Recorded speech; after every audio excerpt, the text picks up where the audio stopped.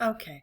This video is about your discussion posts and your initial post and then the things that came after. I want to let you know that I've read all the posts. They were actually no, not actually, but they were very interesting, as they always are. And I enjoyed the fact that a lot of you were able to make the connection between evidence-based research and what you're learning in class, and how NYCC really strives for that. That's very important because you are going to be doing research and becoming experts in your specific area, except, you're going to be going out and finding the information. I know that in a lot of classes they show you the evidence, they give you the evidence, and then they have you analyze it. But in this class, we're actually going to be doing the opposite. Excuse me. You're going to be coming up with the questions, an answerable question, and then you're going to be finding the research to support that question, and then you're going to learn that you might have to modify or revise or update that question in some way, shape, or form in order to find evidence, or whatever evidence you have found, scholarly articles and information. How can you reword what the information that you found in there to come up with a question? Okay, so this is really all, it's just a process. It's step by step, and that's what we're going to be doing. So as you can see here, I have up the first reading that you did. But what I really want to focus on is right here. Theory into practice, because again, this is really what we're going to be doing in this class, specifically the first three. So number one, formulate an answerable question to a clinical problem. So you're probably already sick of me saying that you have to come up with an answerable question. What is it that you want to research? So again, if you go back to that survey that you took, a good number of you felt that you were confident and felt that you were felt confident in your research and what you were finding, and felt that you were able to answer your question, which is great. That's fantastic. But again, here it's not just, you're not just going to Google to find an answer to something. You're going to be looking at scholarly information and then, maybe coming up with the question. And so it's really it's going backwards and forwards and forwards and backwards and then doing it all over again. Again, this is really getting you ready for that high level. This is, for you to become an expert researcher. So those things are important. The second thing is search the medical literature and other sources for information pertaining to that question. And I talked about how in the Wordle, that, there's really a difference between skill and ability.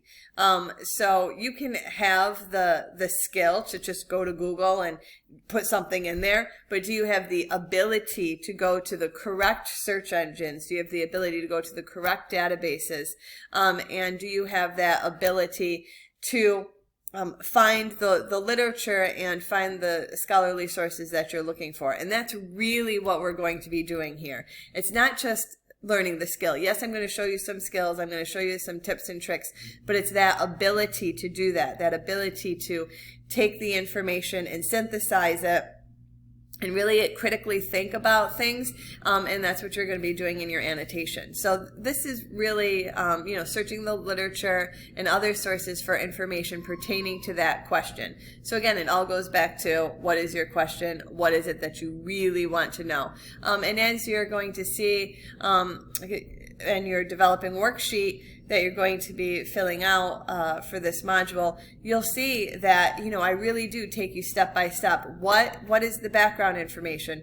What words are associated with that? And then what questions do you have? And so you'll see it's not just one question. There's a plethora of questions that you have pertaining to that specific area related to that topic. But then you really have to stop and think, and what is that final question that you're trying to answer? Okay, and number three here, assess the validity. So that's really what we're going to be doing, talking about evaluation and excuse me, going to specific authoritative and accurate sources. How do you find out that it's useful? How do you find out that it has validity, that there's truth to it? A lot of you talked about how you go and search the internet and do searches for clarification so you can make sure that those are facts. And so we're going to be doing an assignment here later on that you really have to here's a fact, and you got it from this website, but where did that website get that information from? Okay, I like to call it the source's source, and it's all about evaluating, and again, looking for that authoritative, accurate, critical information. So, okay, fine, you found a website or whatever that supports whatever somebody told you or what you think is a fact, but where did they get it from? And wherever they got it from, is that an authoritative source? Okay, so it's really checking your source's source and making sure that it has validity, that there is, closeness. What is the closest to the truth, to the fact? Okay, and relevance to the problem and evidence identified. Okay. And then all these other things, we're obviously not going to be managing a patient or evaluating your own performance or anything like that. But it really is 1, 2, and 3. Those are the 3 steps that we're going to be working on the most in this class. All right. I also want to bring up here, this is another, I hope you can, I'm not sure if you can see this or not. Hold on. I don't know if you can see. Hold on. Let's pause this. Okay, so you should be able to see this now. So this is another Wordle that I did probably about, I'd say, 3 trimesters ago now, with face-to-face class. I asked them to answer these questions for me, and one of them was, what does being a lifelong learner actually mean to you? Because that was brought up a few times in the post. Like, you have to continue. I believe someone specifically said that they worked with a chiropractor and they were always trying to learn new things. They were always doing professional development and going and getting CCE credits. So one of the questions that I asked the class prior was, what about being a lifelong learner and how that relates to chiropractic and professionalism? And then I also asked them what their opinion was of evidence-based healthcare and as it related to the healthcare field, and being a lifelong learner and being a professional and constantly staying up to date on things. And so I've kept this Wordle simply because I really liked the words that they used and what came out of it. So as you can see here, the biggest word was research, right? And so we hear a lot of times people talk about, oh, you want to be a lifelong learner. Well, what does that actually mean?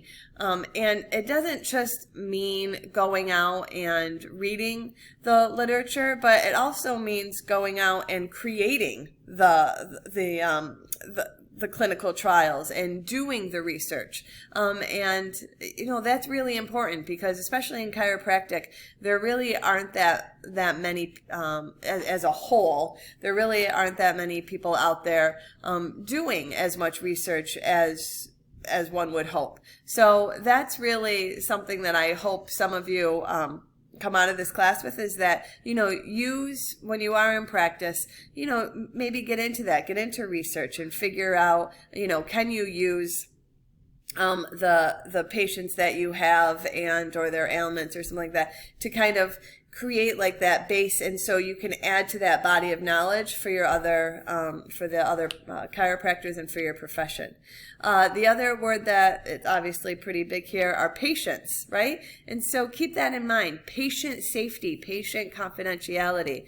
When it comes to research, you're going to find that things are very vague when it comes to the population. It was a woman. They were between the ages of 60 to 80. But it really doesn't go in depth about the different patients, and that's to protect the patient, obviously, and HIPAA laws and things like that, but always keep your patient in mind.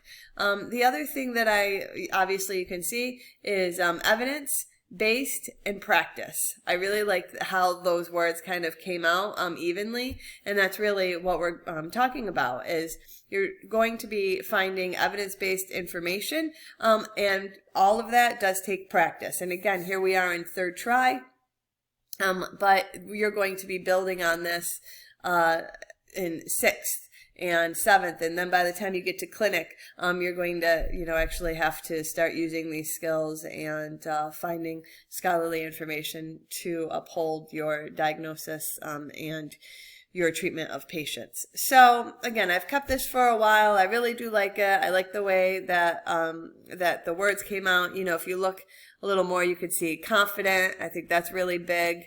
Understand, care, doctors, diagnosis. So I really just in general liked the way that this Wordle came out, especially when it pertains to lifelong learning and thinking about healthcare and how healthcare relates to the chiropractic field and the type of research that's out there. So just some food for thought for you.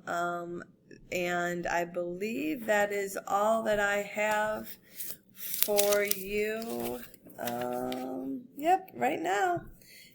So hope you're all good. Again, if you have any questions, please email me. Oh, the one thing I forgot to let you know is that I obviously read all of your discussion posts, but I do not ever reply back to them. And the biggest reason for that is because it's really supposed to be a place for you to create a community with your fellow classmates and share ideas and really get comfortable sharing information on using a technology platform. So I won't ever reply back to you, but I read them, and I obviously definitely grade them. So that's just a little information for you. Okay, if you have any problems, if you have any questions, please don't hesitate to email me, snutt@nycc.edu. Okay, thank you. Stay healthy and safe. All right, bye-bye.